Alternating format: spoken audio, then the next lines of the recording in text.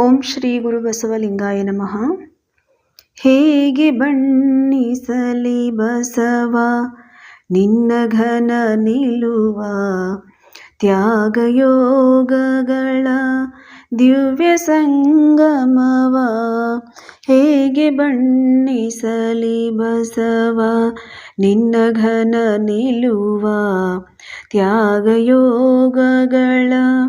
ದಿವ್ಯ ಸಂಗಮವ.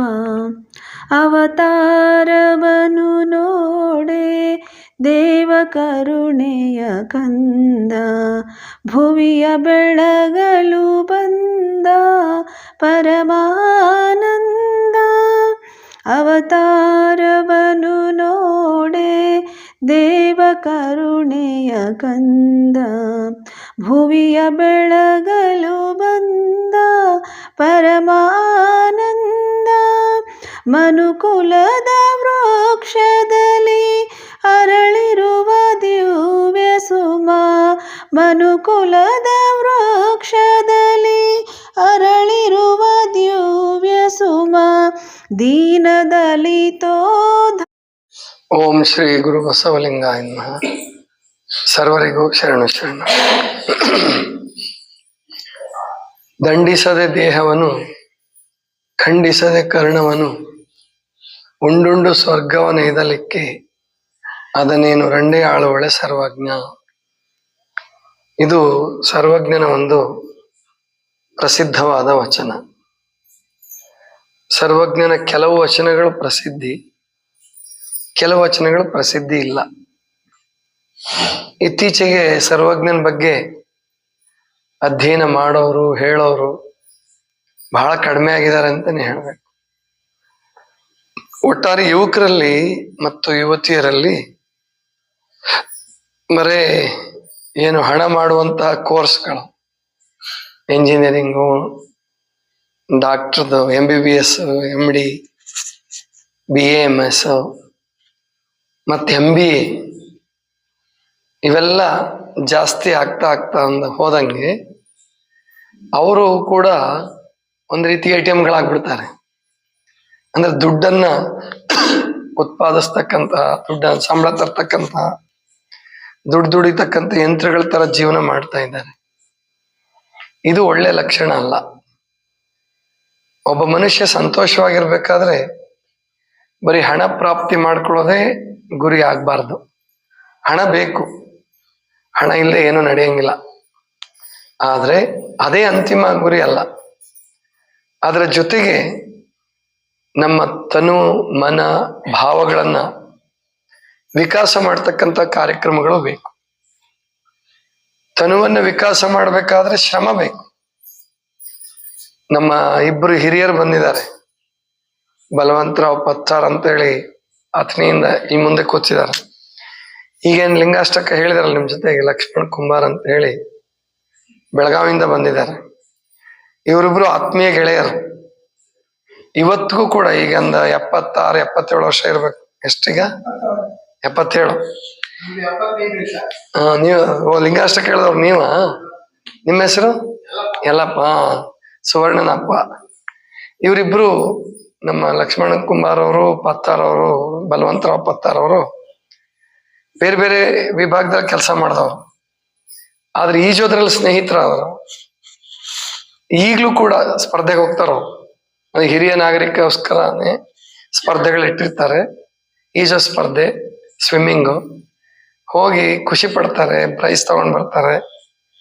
ಪಾದಯಾತ್ರೆಗೋಸ್ಕರನೇ ಬಂದಿದ್ದಾರೆ ಇವತ್ತು. ಬೆಳದಿಂಗಳ ಪಾದಯಾತ್ರೆ ಅವ್ರು ಬಂದು ಬಹಳ ವರ್ಷ, 1-2 ವರ್ಷ ಆಗಿತ್ತು, ಬಂದಿರ್ಲಿಲ್ಲ. ಈ ಸಾರಿ ಅದಕ್ಕೋಸ್ಕರನೇ ಸಮಯ ಮಾಡಿಕೊಂಡು ಬಂದಿದ್ದಾರೆ. ಅವ್ರ ಮನೆಯವರು ಕೂಡ ಬಂದಿದ್ದಾರೆ, ಇಬ್ರು ಶ್ರೀಮತಿಯವರು ಬಂದಿದ್ದಾರೆ. ಅಂದ್ರೆ ತನುವನ್ನ ಗಟ್ಟಿ ಮಾಡ್ಕೊಳ್ಳೋ ಸಾಧನಗಳಿವೆಲ್ಲ. ಹೋದ್ ಸಾರಿ ನಾವು ಉಳಿವಿಯಿಂದ ಬಸವ ಕಲ್ಯಾಣ ಪಾದಯಾತ್ರೆ ಮಾಡಿದ್ವಿ. ಜೊತೆಗೆ ಪ್ರತಿ ತಿಂಗಳು ಬೆಳದಿಂಗಳ ಪಾದಯಾತ್ರೆ ಹೋದ್ ತಿಂಗಳು ಒಂದು ಮಿಸ್ ಆಯ್ತು. ಅದು ಮನ್ಗೊಂಡಿ ಅವ್ರು ಮಾಡ್ತೀವಿ ಅಂತ ಅಂದಿದ್ರು, ಅದಕ್ಕೆ ಮೆಸೇಜ್ ಹಾಕಿದ್ವಿ.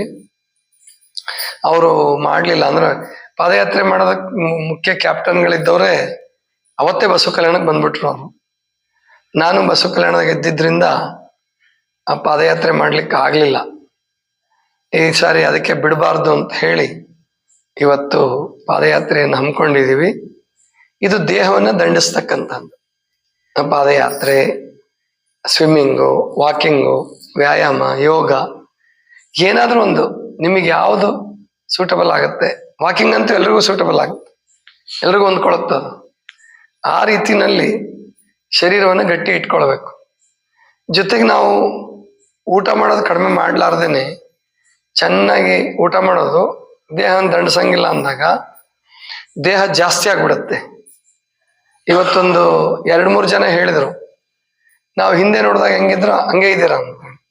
ಅಂದ್ರೆ 2-3 ವರ್ಷ ಆದ್ರೂ ಹಂಗೆ ಇದ್ದೀರಾ, 4 ವರ್ಷ ಆದ್ರೂ ಹಂಗೆ ಇದ್ದೀರಾ, 10 ವರ್ಷ ಆದ್ರೂ ಹಂಗೆ ಇದ್ದೀರಾ ಅಂತ ಹೇಳ್ತಾರೆ. ಅದಕ್ಕೆ ಕಾರಣ ಏನಂದ್ರೆ ಆರೋಗ್ಯ ಕೆಡ್ಲಾರ್ದಂಗೆ.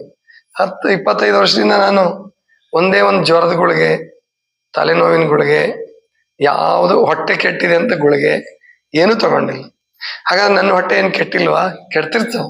ಆವಾಗ ಉಪವಾಸನೆ, 1 ಹೊತ್ತು 2 ಹೊತ್ತು ಉಪವಾಸ ಮಾಡ್ಬಿಟ್ರೆ, ಚೆನ್ನಾಗಿ ನೀರು ಕುಡ್ಕೊಂಡಿದ್ಬಿಟ್ರೆ ಹೊಟ್ಟೆ ಸರಿ ಹೋಗ್ಬಿಡುತ್ತೆ. ನೀವೇನ್ ಮಾಡ್ತೀರಾ, ಬಹಳ ಜನ ಒಂದ್ ಯಾವ್ದೋ ಸಣ್ಣ ಪುಟ್ಟ ಕಾಯಿಲೆ ಬಂದ ಕೂಡಲೇ ಅದಕ್ಕೆ ಮಾತ್ರೆ ತಗೊಂಡ್ಬಿಡ್ತೀರ. ಅದು ನಿಮಗೆ ಇನ್ನೊಂದ್ ತರ ತೊಂದರೆ ಕೊಡುತ್ತೆ, ಹಸಿವು ಜಾಸ್ತಿ ಆಗತ್ತೆ. ಅದು ಕೃತಕ ಹಸಿವು. ಅದು ಮಾತ್ರೆಗಳನ್ನು ತಗೊಂಡಾಗ ಏನು ಹಸಿವು ಆಗತ್ತಲ್ಲ, ಅದು ಕೃತಕ ಹಸಿವು. ಅದನ್ನ ಮಾಡಬಾರ್ದು. ಅದಕ್ಕೆ ನಾವೆಲ್ಲರೂ ತಿಳ್ಕೊಬೇಕು. ಅಂದ್ರೆ ಈ ಏನು ದೇಹವನ್ನು ಗಟ್ಟಿ ಇಟ್ಕೊಳ್ಬೇಕಾದ್ರೆ ಬೇರೆ ಉಪಾಯ ಇಲ್ವೇ ಇಲ್ಲ. ನೀವು ಮೊಬೈಲಲ್ಲಿ ಗೇಮ್ ಮಾಡ್ಬಿಟ್ರೆ ದೇಹ ಗಟ್ಟಿ ಆಗಲ್ಲ, ಅಥವಾ ಕೂತಲ್ಲೇ ಸ್ವಲ್ಪ ಕೈಗೆ ಕಾಲಿಂಗ್ ಆಡಿಸೋದು ಗಟ್ಟಿ ಆಗಲ್ಲ. ಗಟ್ಟಿ ಆಗ್ಬೇಕಂದ್ರೆ ಪಾದಯಾತ್ರೆನೇ ಬೇಕು. ಅದಕ್ಕೆ ಇವತ್ತಿಗೂ ನಮ್ಮ ದೇಶದಲ್ಲಿ ಪಾದಯಾತ್ರೆಗಳು ಬಹಳ ಪ್ರಸಿದ್ಧಿ. ಉತ್ತರ ಭಾರತದಲ್ಲಾಗ್ಲಿ, ದಕ್ಷಿಣ ಭಾರತದಲ್ಲಿ, ಇಲ್ಲಿ ಕರ್ನಾಟಕದಲ್ಲಿ, ಮಹಾರಾಷ್ಟ್ರದಲ್ಲಿ ವಾರ್ಕರಿ ಪಾದಯಾತ್ರೆ ಮಾಡ್ತಿರ್ತಾರೆ.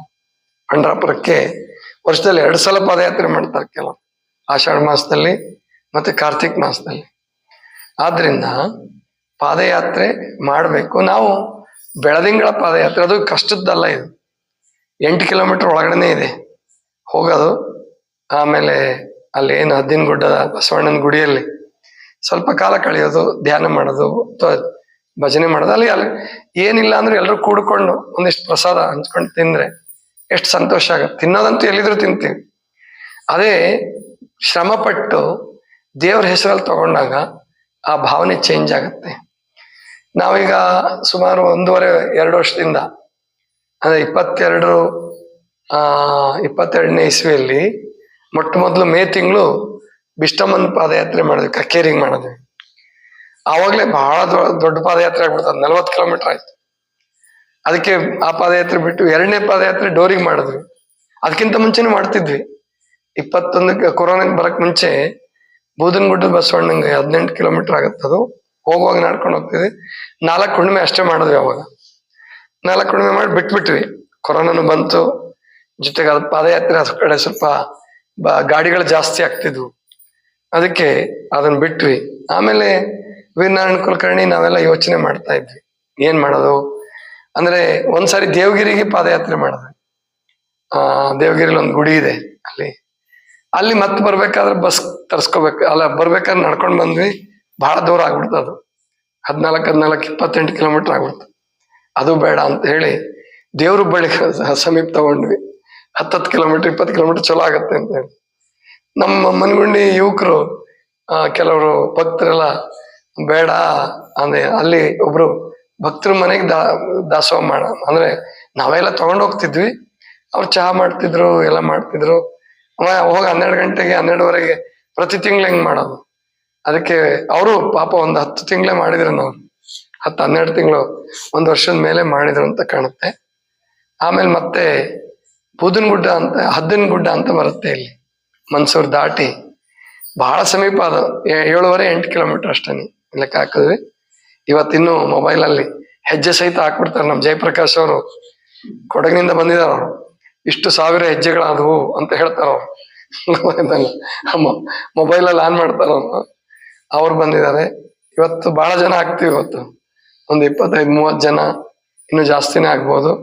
ನಮ್ಮ ನಾವಲ್ಗಟ್ಟಿ ರುದ್ರಗೌಡರು ಅವರೆಲ್ರಿಗೂ ಪ್ರಸಾದದ ವ್ಯವಸ್ಥೆ, ಸ್ವೀಟ್ ತಗೊಂಡ್ ಬರ್ತಿದ್ದಾರೆ ಅಲ್ಲಿಂದ, ಬೆಳಗಾವದಿಂದ. ಅಂದ್ರೆ ಒಟ್ಟು ಸಂತೋಷ ಪಡೋದು. ಬಂದು 4-4:15 ಗಂಟೆ ಆಗುತ್ತೆ ಬರೋತ್ತಿಗೆ. ಬಂದೇನ್ ಮಲ್ಕೊಳ್ತೀವಲ್ಲ, ಆ 1 ಗಂಟೆ 2 ಗಂಟೆ ವಿಶ್ರಾಂತಿ ಅಥವಾ 3 ಗಂಟೆ ವಿಶ್ರಾಂತಿ ಇದೆಯಲ್ಲ, ಎಂಥ ಪರಮಾನ ಸ್ವರ್ಗ ಅದು. ನೋಡಿ, ಮನೋಜ್ ಗದಗಿನಿಂದ ಬಂದಿದ್ದಾನೆ, ವೀರೇಶ್ ಅವ್ರ ಗೆಳೆಯರೆಲ್ಲ ಬಂದಿದ್ದಾರೆ ಇವತ್ತು ಹುಬ್ಳಿಯಿಂದ. ಅಂದ್ರೆ ಹೀಗೆ ಎಲ್ರೂ ಸೇರಿ ಪಾದಯಾತ್ರೆ ಮಾಡೋದು, ಎಲ್ರೂ ಸೇರಿ ಅಲ್ಲಿ ಸ್ವಲ್ಪ ಧ್ಯಾನ ಮಾಡೋದು, ಮತ್ತು ಎಲ್ರೂ ಸೇರಿ ಸ್ವಲ್ಪ ಏನ್ ಪ್ರಸಾದ ಇದ್ದಿದ್ದು ತಗೊಳ್ಳೋದು. ಇಲ್ಲೂ ಕೆಲವರೆಲ್ಲ ಕೇಳ್ತಾ ಇದ್ರು, ಇಲ್ಲಿ ಊಟ ಇರುತ್ತೆ ಇಲ್ಲ ಅಂತ ಹೇಳಿ. ಇಲ್ಲೂ ಪ್ರಸಾದ ಮಾಡ್ರಿ, ಆದ್ರೆ ಅಲ್ಲಿಗೆ ಹೋದಾಗ ಅಲ್ಲಿ ಸ್ವಲ್ಪ ಲಘು ಉಪಹಾರ, ಉಪಹಾರ ಅಂತ ಉಪಹಾರನೂ ಅಲ್ಲ, ಲಘು ಉಪಹಾರ, ಅಷ್ಟು ಅಲ್ಪ ಉಪಹಾರ, ಆ ರೀತಿ ಮಾಡ್ಕೊಳ್ಳೋಣ. ಅಂದ್ರೆ ಇಲ್ಲಿ ಸರ್ವಜ್ಞ ಅದೇ ಹೇಳ, ದಂಡಿಸ್ಬೇಕು, ದೇಹವನ್ನ ದಂಡಿಸ್ಬೇಕು, ಕರ್ಣವನ್ನ ಖಂಡಿಸ್ಬೇಕು. ಕರ್ಣ ಅಂದ್ರೆ ಇಂದ್ರಿಯ, ಇಂದ್ರಿಯಗಳನ್ನ ಕಂಟ್ರೋಲ್ ಮಾಡ್ಬೇಕು. ಅಂದ್ರೆ ಯಾವ್ದು ನಮ್ಗೆ ಆಗಲ್ವೋ, ಈಗ ಕಾಯಿಲೆ ಬಂತು, ಕೊನೆಗೆ ಕಾಯಿಲೆ ಬಂದಾಗ್ಲಾದ್ರೂ ನಾವು ಖಂಡಿಸೋದು. ಅವಾಗ ಏನು ತಿನ್ನೋದು ಬೇಡ, ಅವಾಗ ಉಪವಾಸ, ಬಿಸಿನೀರು, ಇದು ಆರೋಗ್ಯಕ್ಕಾಗಿ ಉಪವಾಸ ಅಂತ ಇಟ್ಕೊಳ್ಳಿ. ಇನ್ಮೇಲೆ ದೇವ್ರಿಗಾಗಿ ಉಪವಾಸ ಬೇಡವೇ ಬೇಡ, ಮಾಡ್ಲೇಬೇಡಿ, ಅದನ್ನ ಬಿಟ್ಬಿಡಿ. ದೇವರು ಉಪವಾಸಕ್ಕೇನು ಒಲಿಯಲ್ಲ, ಆರೋಗ್ಯಕ್ಕಾಗಿ ಉಪವಾಸ. ಯಾವಾಗ ನಿಮಗೆ ತಲೆನೋವು ಬರ್ತದೆ, ಯಾವಾಗ ಜ್ವರ ಬರ್ತದೆ, ಅವತ್ತು ಯಾವುದೇ ಮೆಡಿಸನ್ ತಗೊಳಂಗಿಲ್ಲ, ಯಾವುದು ಬೇಡ. ಅದನ್ನ ಬೇಕಾದ್ರೆ ಕಷಾಯ ತಗೊಂಡು ಉಪವಾಸ ಮಾಡಿ, ಏನು ಊಟ ಮಾಡಂಗಿಲ್ಲ, ಜ್ವರ ಹೋಗೋ ತನಕ ಬಿಸಿನೀರು. 1 ದಿವಸ 2 ದಿವಸದಲ್ಲೇ ಹೊರಟೋಗ್ಬಿಡುತ್ತೆ ಜ್ವರ. ನಮ್ಮ ಸಿದ್ದಪ್ಪಜಂಗ್ ಮನೆ ಡಾಕ್ಟರ್ ಚೆಕ್ ಮಾಡಿ ಟೈಫಾಯ್ಡ್ ಅಂತ ಹೇಳ್ಬಿಟ್ಟಿದ್ದ, ಇನ್ನು ಹಾಸ್ಪಿಟ್ಲಿಗೆ ಅಡ್ಮಿಟ್ ಮಾಡ್ಬೇಕು ಅಂತ ಹೇಳಿ ಕರೆದು ಹೇಳ್ದೆ ನಾನು, 3 ದಿವಸದಲ್ಲೇ ಹೋಗುತ್ತಪ್ಪ ನಿಂಗೆ ಜ್ವರ, 1-2 ದಿವಸದಲ್ಲೇ ಹೊರಟೋಗಿದೆ ಅವ್ರಿಗೆ. ಅಂದ್ರೆ ಅಲ್ಲಿ ಟೈಫಾಯ್ಡ್ ಆದ್ರೆ 21 ದಿವಸ, ಮತ್ತೆ 1 ತಿಂಗಳು 2 ತಿಂಗಳು ಈ ತರ ಎಲ್ಲ ಹೋಗ್ತದೆ. ಮತ್ತೆ ಸುಸ್ತಿದ್ದೇ ಇರುತ್ತೆ ಅವಾಗ, ಯಾಕೆ ಊಟ ಮಾಡ್ತಾನೆ ಇರೋದು, ಮಾತ್ರೆ ತಗೊಂತಾನೆ ಇರೋದು. ಆ ರೀತಿ ಮಾಡೋದು ಬೇಡ. ಅದಕ್ಕೆ ದಂಡಿಸೋದು ಅಂದ್ರೆ ಪಾದಯಾತ್ರೆ ಮಾಡೋದು, ಅಥವಾ ವ್ಯಾಯಾಮ ಮಾಡೋದು, ವಾಕಿಂಗ್ ಮಾಡೋದು. ಖಂಡಿಸೋದು ಅಂದ್ರೆ ಕಂಟ್ರೋಲ್ ಮಾಡೋದು, ಇಂದ್ರಿಯಗಳನ್ನ ಕಂಟ್ರೋಲ್ ಮಾಡೋದು, ಏನ್ ಬೇಕೋ ಅಷ್ಟೇ ಕೊಡೋದು. ಈ ರೀತಿ ನಾವು, ಅಂದ್ರೆ ಇದು ದೇವರಿಗಾಗಿ ಮಾಡಿದ್ರು ನಮ್ಮ ಹಿರಿಯರು. ಆರೋಗ್ಯ, ಅವಾಗ ಎಲ್ರಿಗೂ ಆರೋಗ್ಯನೇ ಇತ್ತು ಸಾಮಾನ್ಯವಾಗಿ. ಆಮೇಲೆ ಆರೋಗ್ಯ ಕೆಟ್ಟರು ಗೊತ್ತಾಗ್ತಿರ್ಲಿಲ್ಲ, ಹೆಂಗ ಮಲ್ಕೊಂಡು, ಅವ್ರೇನು ಅಲೋಪತಿ ಮೆಡಿಸನ್ ಇರ್ಲಿಲ್ಲ ಅವಾಗ. ಇವಾಗ ಎಲ್ಲದಕ್ಕೂ ಮಾತ್ರೆ ನುಂಗಿ ನುಂಗಿ ಮನುಷ್ಯ ದುರ್ಬಲ ಆಗ್ತಿದ್ದಾನೆ. ನೋಡಿ, ಈಗ 76-77 ವರ್ಷದವ್ರು ನಡೆಯಕ್ಕೆ ಸಿದ್ಧವಾಗಿದ್ದಾರೆ, ಆದ್ರೆ ಸಣ್ಣ ಹುಡುಗರ ಕೈಯಲ್ಲಿ ನಡೆಯಕ್ ಆಗಲ್ಲ ಇವಾಗ. ಆ ರೀತಿ ಮಟ್ಟಕ್ಕೆ ಬರ್ತಾ ಇದ್ದಾರೆ. ಅದಕ್ಕೆ ನಡಿಬೇಕು. ಪಾದಯಾತ್ರೆ, ಅದು ಬೆಳದಿಂಗಳ ಪಾದಯಾತ್ರೆ ಬಹಳ ಅದ್ಭುತವಾದ ಆನಂದ ಕೊಡ್ತಾ ಇದೆ, ಮತ್ತು ನನ್ನಲ್ಲಿ ಹೊಸ ಉತ್ಸಾಹವನ್ನು ತರ್ತಾ ಇದೆ. ಈಗೇನ್ ಪುಸ್ತಕ ಬಿಡುಗಡೆ ಆಯ್ತಲ್ಲ, ವಚನಾಂಕಿತಗಳ ವೈಶಿಷ್ಟ್ಯ ಮತ್ತು ವೈವಿಧ್ಯ, ಇವೆಲ್ಲ ಹೊಸ ಹೊಸ ಪರಿಕಲ್ಪನೆಗಳು ಈ ಬೆಳದಿಂಗಳ ಪಾದಯಾತ್ರೆ ಆದ್ಮೇಲೂ ಬಂದು ಗೊತ್ತಾಯ್ತಲ್ವಾ. ಆದ್ರಿಂದ ಅದು ವಚನಾಂಕಿತಗಳು ಮೊದಲೇ ಇತ್ತು, ಆದ್ರೆ ಬರಿಬೇಕು ಅನ್ನುವ ಏನು ವಿಲ್ ಪವರ್, ಇಚ್ಛಾಶಕ್ತಿ, ಅದಕ್ಕೆ ವಿಚಾರಗಳು ಹೊಸ ಹೊಸದ್ ಮಾಡ್ಬೇಕಾದ್ರೆ ವಿಲ್ ಪವರ್ ಬೇಕಾಗತ್ತೆ. ಅದನ್ನೆಲ್ಲ ತಂದು ಕೊಡ್ತಾ ಇದೆ ಈ ಪಾದಯಾತ್ರೆ. ಪಾದಯಾತ್ರೆಗೆ ನೀವು ಬರೋದೆಷ್ಟು ಮುಖ್ಯವೋ, ನಮ್ಮ ಮಲ್ಲಿಕಾರ್ಜುನ, ನೀಲಮ್ಮ ಅವರು ನಮಗೆಲ್ಲ, ಅವರು ನಮ್ಮ ಜೊತೆಗೆ ಬರ್ತಾರೆ. ನೀಲಮ್ಮ ಅವರು ನಿದ್ದೆ ಮಾಡ್ಬೋದು, ಆದ್ರೆ ಮಾಡಲ್ಲ. ಯಾಕೆಂದ್ರೆ ನಮ್ಮ ಜೊತೆಗೆ ಬಂದು ನೀರು ಕೊಡೋದು, ಪ್ರಸಾದಕ್ಕೆ ವ್ಯವಸ್ಥೆ ಮಾಡೋದು, ಅದು ಕೂಡ ಪಾದಯಾತ್ರೆ ಮಾಡದಷ್ಟೇ ಪುಣ್ಯದ ಕೆಲಸ. ಹಾಗಾಗಿ ಯಾರ್ಯಾರ ಕೈಲಿ ಮತ್ತೆ ಈ ಸಾರಿ ನಡಿಲಿಕ್ಕೆ ಆಗ್ಲಾರ್ದವ್ರು ಬರಬೇಡಿ. ಯಾಕಂದ್ರೆ ಗಾಡಿ ಕಾರಲ್ಲಿ ಜಾಸ್ತಿ ಜನ ಆದ್ರಂದ್ರೆ ಮತ್ತೆ ಕಷ್ಟ ಆಗತ್ತೆ. ಸಣ್ಣ ಮಕ್ಳಿಗೆ ಮಾತ್ರ ಕಾರಿನ ವ್ಯವಸ್ಥೆ, ಅಜ್ಜಿಗೆ ಮಾತ್ರ, ನೀಲಮ್ಮಜ್ಜಿಗೆ ಒಬ್ರಿಗೆ, ನೀಲಮ್ಮನ ಜೊತೆಗೆ ಒಬ್ರು ಇರ್ಬೋದು. ಇನ್ ಬಾಕಿಯವ್ರಿಗೆ ಯಾರಿಗೆ ನಡಿಯಕ್ ಆಗಲ್ವೋ ಅವರು ಮನೇಲೆ ಮಲ್ಕೊಳ್ಳಿ, ವಿಶ್ರಾಂತಿ ಮಾಡಿ, ಮುಂದಿನ ತಿಂಗಳು ಮಾಡಿ ಪಾದಯಾತ್ರೆನ. ಆದ್ರೆ ಗಾಡಿಯನ್ನ ಯಾರು ಬಯಸ್ಬೇಡಿ, ಬರುವಾಗ್ಲೂ ನಡ್ಕೊಂಡೇ ಬರ್ಬೇಕು. ಈಗಂದ್ರೆ 2-3 ಪಾದಯಾತ್ರೆ ಮನಗುಂಡಿಗೆ ಲಾಸ್ಟ್ ಮಾಡಿದ್ದಾರೆ. ಯಾಕೆ ಕಾರ್ ಕಡಿಮೆ ಜನ ಇರ್ತಿದ್ವಾ, ಯಾಕೆ ಅವರು ಜನನು ಅಂತಿದ್ರು ಕಾರಲ್ಲೇ ಹೋಗ್ಬಿಡಿ ಅಂತೇಳಿ. ಮತ್ತೆ 2 ಪಾದಯಾತ್ರೆ ಹಂಗೆ ಮಾಡಿದ್ವಿ. ಅದಕ್ಕೆ ಈ ಸಾರಿ ಮಹಾಮನೆವರೆಗೂ ನಡ್ಕೊಂಡೇ ಬರ್ಬೇಕು.